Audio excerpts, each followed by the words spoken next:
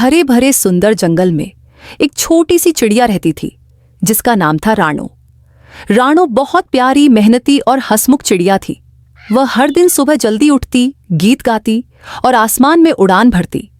उसका छोटा सा घोंसला एक पुराने आम के पेड़ पर था जिसे उसने खुद बनाया था।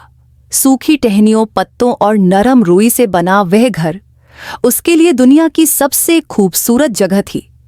राणो का सबसे अच्छा दोस्त था टोनी, एक रंग बिरंगा तोता। टोनी थोड़ा शरारती था लेकिन दिल का अच्छा। हर सुबह वो राणो से मिलने आता और दोनों मिलकर गीत गाते, उड़ते और बातें करते। एक दिन टोनी बोला, राणो, तुम्हारा घर बहुत प्यारा है। मैंने इसे खुद बनाया है। जब तुम मेहनत से कुछ बनाते हो ना तो वो खास बन ही जाता है। वहीं पास में बैठी थी मैना, जो बहुत बातें करती थी। वो बोली, राणो, आज हम सब पहाड़ी झील की तरफ उड़ रहे हैं, तुम भी चलो। अभी नहीं, मैं पहले अपने घर की सफाई कर लूं। उसी दिन दोपहर को अचानक आसमान में काले बादल छा गए। तेज हवाएं चलने लगी, पेड़ हिलने लगे, डाली डगमगाने लगी। राणो अपने घोंसले में दुबकी रही लेकिन हवा बहुत तेज थी। एक जोरदार झोंके के साथ राणो का घोंसला टूट गया और पेड़ से नीचे गिर पड़ा। राणो डर के मारे रोने लगी। वह नीचे गिरी हुई टहनियों और पत्तों को देखकर बोली, मेरा घर सब खत्म हो गया, अब मैं कहाँ जाऊंगी। उसे ऐसा लग रहा था जैसे उसका सपना टूट गया हो। वो फूट फूट कर रोने लगी और बिना दिशा के उड़ चली। राणो उड़ती उड़ती जंगल के एक दूसरे कोने में पहुंच गई जहां बहुत कम पक्षी आते थे।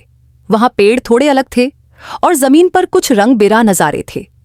तभी उसकी नजर जमीन पर पड़े एक बहुत बड़े लाल सेब पर पड़ी। वह हैरान हो गई। इतना बड़ा सेब? वह नीचे उतरी और सेब के चारों ओर घूमने लगी। ये तो अंदर से खाली लग रहा है। अगर इसमें मैं एक छोटा दरवाजा बना दूं तो मैं इसके अंदर रह सकती हूँ।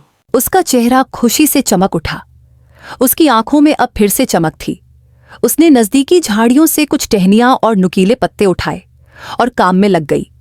राणो ने सेब में एक छोटा गोल दरवाजा बनाया और उसके अंदर घुसी। अंदर की जगह एकदम गोल, चिकनी और सुगंधित थी। वह बहुत सुंदर और सुरक्षित लग रही थी। राणो ने बाहर से सूखी घास, कुछ फूल, पत्ते और नरम रुई लाकर घर सजाया। उसने एक कोने में बैठने की जगह बनाई, एक और झूला टांगा और दीवारों पर रंग बिरंगे पंख और फूल सजाए। अब सेब का घर बन चुका था, राणो का नया घर। वो खुशी से चिल्लाई, मेरा नया घर तैयार है और ये पहले से भी ज्यादा प्यारा है।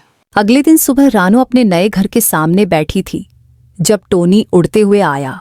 राणो, तुम कहाँ चली गई थी? सब तुम्हें ढूंढ रहे थे। आ जाओ टोनी, मैं तुम्हें अपना नया घर दिखाती हूँ।